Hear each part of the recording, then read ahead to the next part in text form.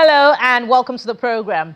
This edition of Newsroom series covering Nigeria's Northeast.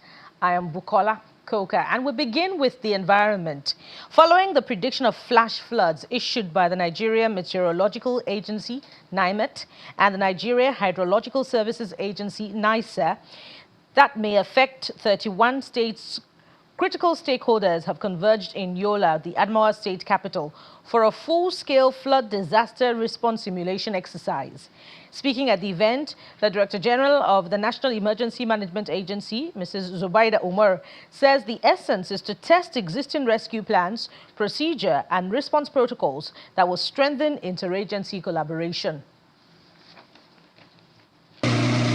This is a simulation exercise of flood rescue efforts involving the National Emergency Management Agency, NEMA, the Nigerian Army, Nigeria Customs Service, and other security emergency rescue agencies.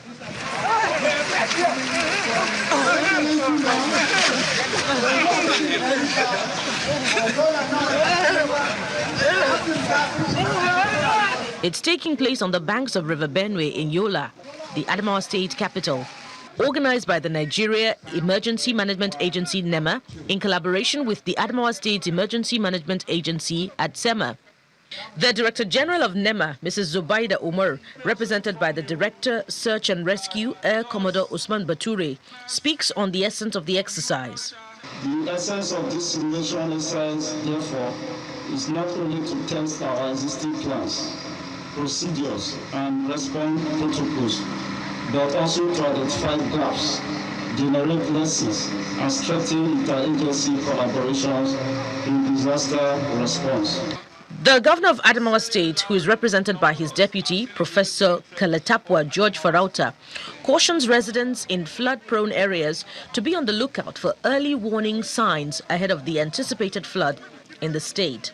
Adamawa State is a place where these performances are done today to bring our people on alert. Last year we had a very bad flood where we lost lives and properties, and the federal government came to our aid. NEMA was here and all other agencies, and we do not take that for granted. We want to start with a word of gratitude, thanking all of you for standing up for us and standing with us when it happened last year. The Assistant Director of Operations, NEMA, Labaran Ahmed, explains the rescue modalities, while the Chairman, Yola North, Mustafa Jimeta, speaks on behalf of the community. Rescue Action Task Force will move to those communities and sensitize them and tell them move to higher grounds, move to other communities so that the flood effects will not have you. In the process, some people will comply, and they will move. When they move, there will be incentives for them. NEMA is providing a relief material. Relief materials will be given to them, dash. We want to also use this opportunity as the chairman of Yola local government and on behalf of all other local governments that are affected by floods every year to appreciate this kind gesture of the federal government, particularly NEMA, the Adamawa state government, and ensuring that they have introduced another package. The high point of the event is the demonstration of other rescue protocols, while some members of participating communities involved in the simulation take home various relief items.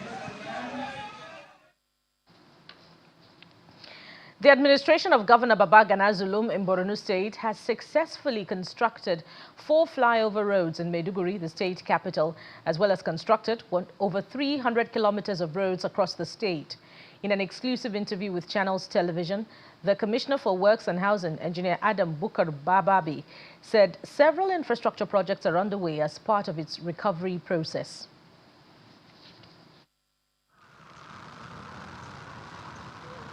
Maiduguri, the Borno state capital, is witnessing infrastructural transformation through the building of roads to provide easy movement across the state capital.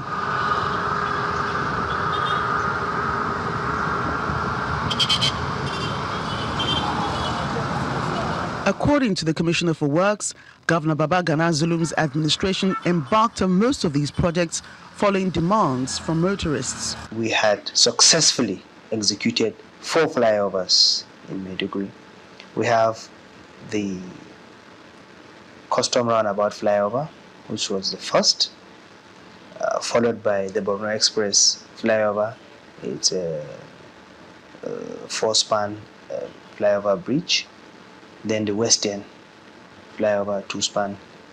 And then the longest, which is about to be commissioned, the 9-span post office flyover bridge, all in the bid to decongest traffic, beautify the city, and upgrade the living condition of our people.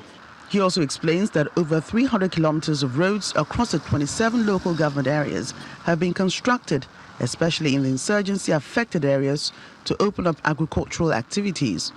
Over 300 kilometers of roads have been either constructed or rehabilitated within Maiduguri and its environs.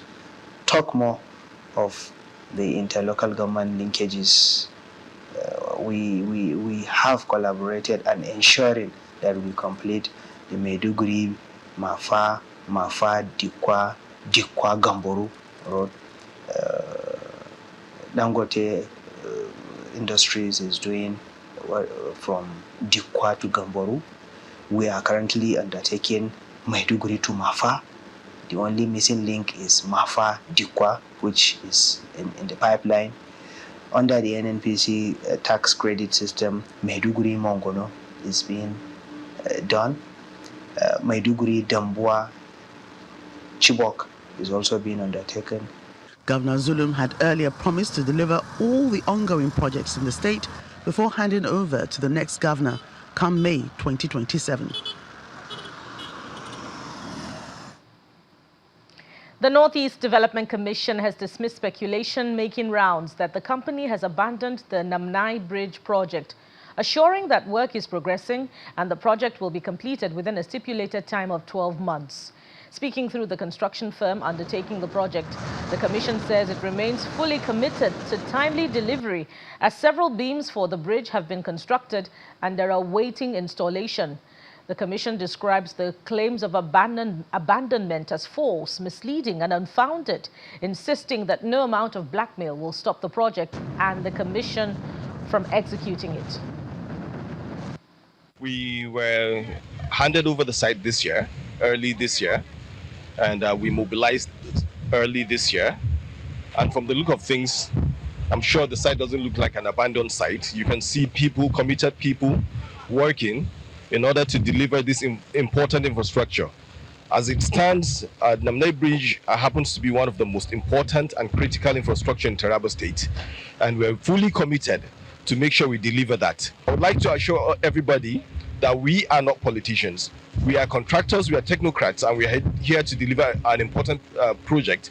And no amount of noise will stop us from achieving that. What we're doing now is actually the precast, so it has nothing to do with the rain. The rain will not stop us because we are not even working where the rain is, where the water is. We're precasting the beams and the slab. So that's exactly what we're doing. And no amount of water will stop us from achieving that. We're still in Taraba State, where the government says it is committed to strengthening development, unity and good governance across all sectors of the state's economy. At an event to unveil the Tinubu Kefas Support Network Center, the state government says no stone will be left unturned in delivering people-oriented programs aimed at improving the living standard. Support for the re-election of President Bola Tinubu and Agu Kefas as governor of Taraba State is gathering momentum with the launch of the Tinubu Kefas Support Network Center. As the name suggests, a network of supporters will go into hard-to-reach areas of Taraba State to educate communities on the developmental strides of the present administration at the federal and state levels, get feedback and track development. From security to agricultural improvement to health to education, the governor has done pretty well. So this movement is a grassroots initiative where instead of adopting the door-to-door movement as adopted at the national by Tinubu door-to-door movement, we have adopted the Kefas Tinubu Support Network at the state level, where we can directly engage with the people at the grassroots and share ideas with them, tell them what His Excellency has done, educate them on the policies and programs of administration and what the governor intends to do when he comes back for the second term. Youths in the state are optimistic that the support network of President Tinubu and Governor Kefas will translate into victory that will ensure continuous youth empowerment and emancipation.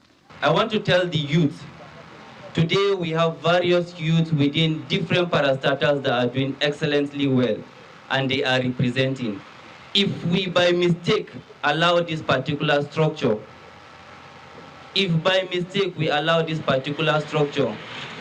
to be taken over, then your future, my future will be doomed.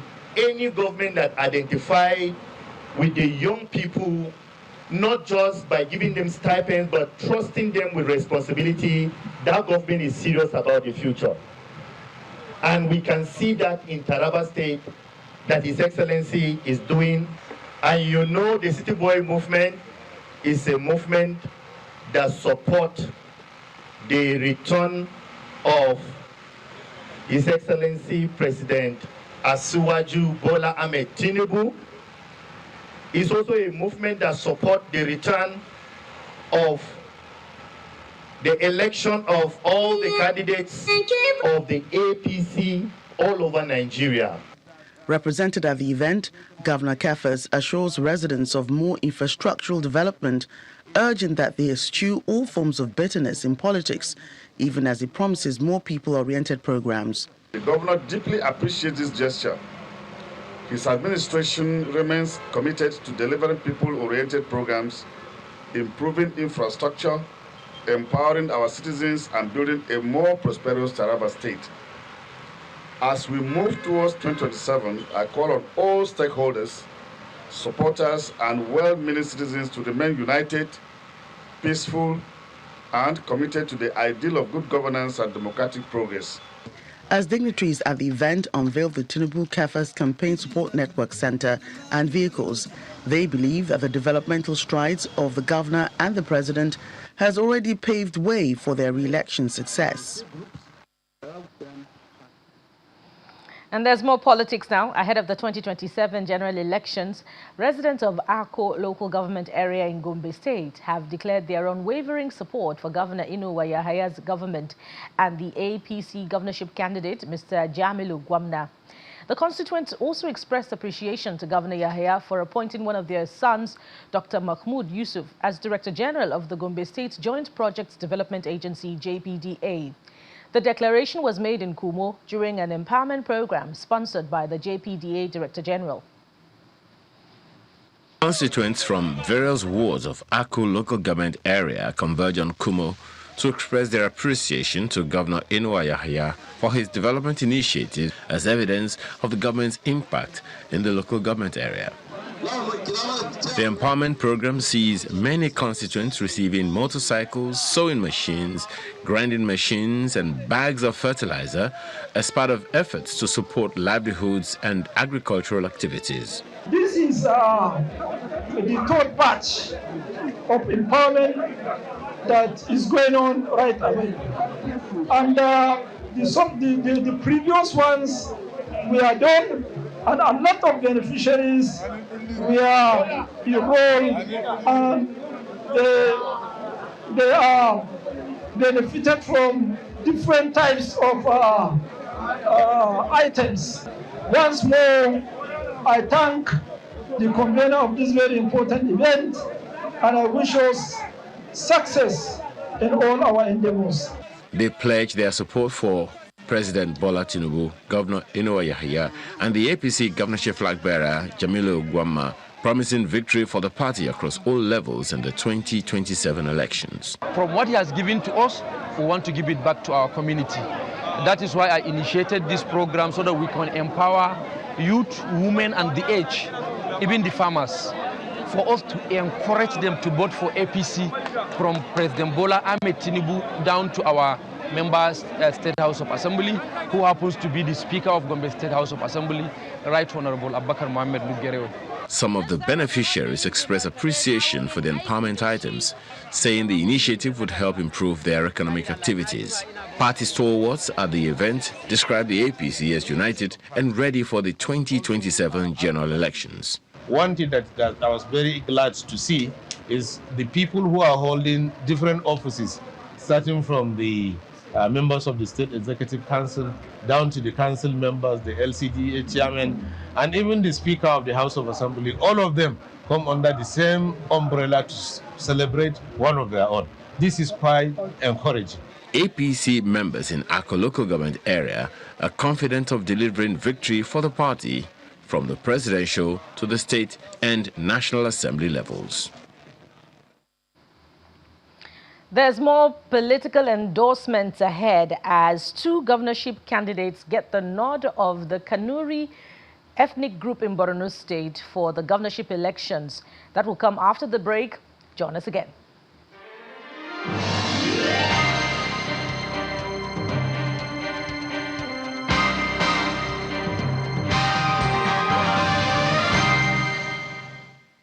Welcome back. The people of Kanuri, the dominant ethnic group in Borno and Yobe states, under the Kufutilo Development Association, have endorsed Mustafa Gubio and Baba Malam Wali as their preferred candidates for the 2027 governorship elections in the 2 states.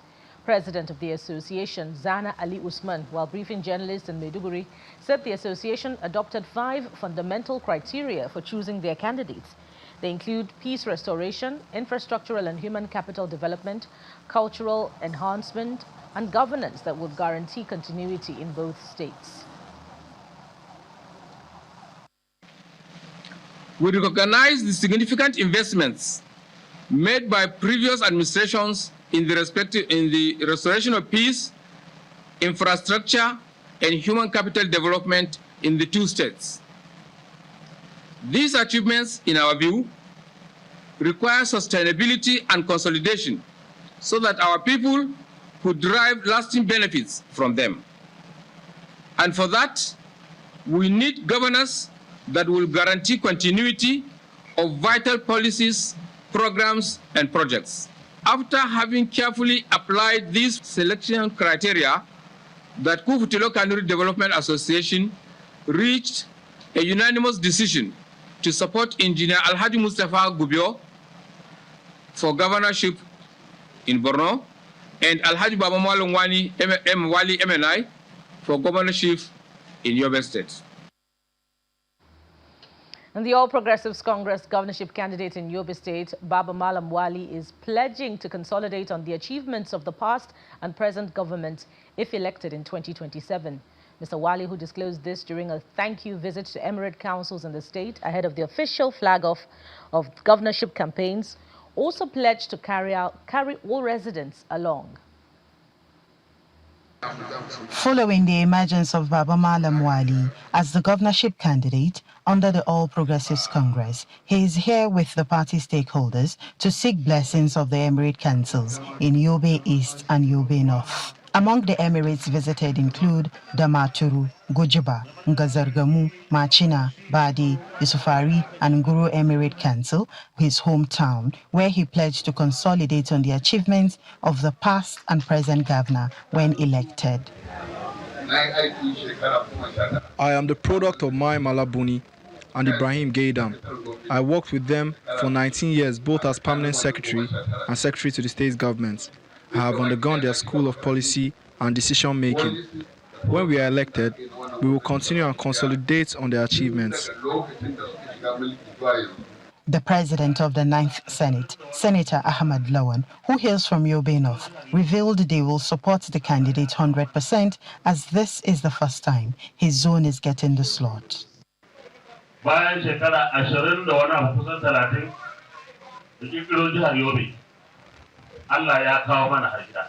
This time around, after more than 30 years, God has brought this for us home. Bringing the ticket to this zone is a big challenge for us. We will dance with style. We have supported others. It is their turn to support us. The emirs expressed their willingness to support the candidate considering his wealth of experience, having served for about 19 years with the Yobe state government and the last 2 governors. We are grateful to God Almighty for bringing our governorship candidates, which by 2027, Almighty will affirm him as the governor. Our amiable governor, His Excellency, Honorable Mai Malabuni, with his boss, the Minister of Police Affairs, Senator Ibrahim Gaidam, decided with consent of all the people and stakeholders of Yobe State to zone the office of the governorship to Zone C. That is very historic, and it is a duty bound and responsibility for all and sundry of people of Zone C to come out in mass to support this candidacy. The APC governorship candidate is expected to round up the visit to the rest of the 6 emirate councils in Yobe South in later dates. And away from politics now, the governor of Bauchi State, Mr. Bala Mohammed, has inaugurated visitation panels to the Abubakar Tatari Ali Polytechnic Bauchi and the Aminu Saleh College of Education, Azari, charging them to conduct thorough assessment of the institutions and recommend measures to strengthen their administration, academic standards, and overall development. The governor, represented by his deputy, Awal Jatau, says the exercise is necessary to ensure that the institutions remain properly governed and aligned with the state government's transformation agenda for education. He directs the panels to investigate the root causes of administrative bottlenecks and industrial disputes, examine financial management and internally generated revenue. Internal politics and personal grievances have begun to overshadow academic responsibilities. Let me be clear, our administration will not tolerate toxic infighting that disrupt peace and slows down progress. Consequently, I am charging these visitation panels with an additional critical directive.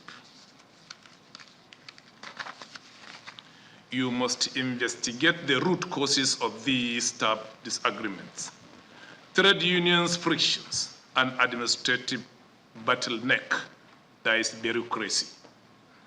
We need a clear diagnostic roadmap to restore harmony, mutual respect, and absolute focus back to our staff rooms.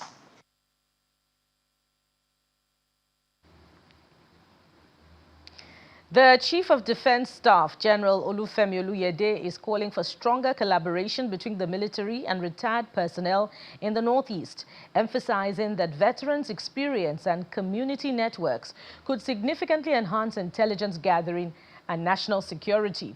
General Oluyede made the call during the Chief of Defense Staff engagement meeting with military veterans in the Northeast in Yola, the Adamawa State capital.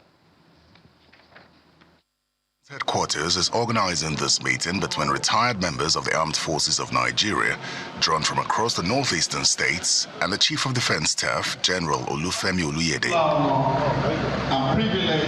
The meeting deliberates on security challenges and the role of the veterans in national security and the welfare of veterans. The meeting goes into a closed-door session. After the session, the Chief of Defense Staff describes veterans as a critical component of the security architecture of the country. We feel it's important for us to engage with them. One, because of their importance within the society. These are people that are well trained. So we thought we could leverage this to galvanize them for better intelligence acquisition, going by the challenges we're having in the area of security. Amid concerns raised by some veterans, the defense chief promises to improve the welfare of retired soldiers. There's nothing that we're doing for soldiers in terms of increment in salaries, better welfare, that will not translate to better welfare for the veterans. Constitutionally, if there's an increment in salaries for soldiers, for serving soldiers, there's a consequential effect on pensions of the veterans. So I can tell you that those ones were misguided and misled by some elements that didn't understand why or what we're doing to enhance the welfare of both serving and retired soldiers. Also speaking, the national president of the Retired Army, Navy and Air Force Officers Association of Nigeria, retired Major General Hussaini Salihu, says the association operates about 30 chapters in the country and in Europe, reiterating that the welfare program will be all-encompassing. All the efforts being done, all things being put in place, you can be sure that 100% of the welfare needs of the military are being taken care of. It's just a matter of time to put the T's, to put the dots. But you've all heard from what he has said, they have been able to explain to the veterans what they are doing, what the federal government is doing, and what the Mr. President has done so far. The thing did not even start today. It started a long time, about a year or two. So you can be rest assured that very soon all of them are going to smile. I'm very happy about it. The high point of the event is the free medical attention given to some of the veterans and serving soldiers. And that's it on the program. This edition of Newsroom series covering Nigeria's Northeast. We'll be back again same time next week with more reports from across the country. Thank you for watching. I am Bukola Koka. Bye for now.